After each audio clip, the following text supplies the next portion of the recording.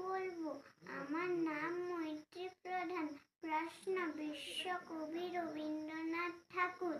মাগো আমায় ছুটি দিতে বল, সকাল থেকে পড়েছি যে মেলা। এখন আমি তোমার ঘরে বসে করব শুধু পড়া পড়া খেলা। তুমি বলছো দুপুর এখন সবে, না হয় যেন সত্যি হলো তাই। একদিনও কি দুপুর বেলা হলে বিকেল হলো মনে করতে নাই। আমি তো বেশ ভাবতে পারি মনে, সূর্য ডুবে গেছে মাঠের শেষে। বাগদি বুড়ি চুবড়ি ভরে নিয়ে শাক তুলেছে পুকুর ধারে এসে। আঁধার হলো মাদার গাছের তলা, কালি হয়ে এলো দিঘির জল।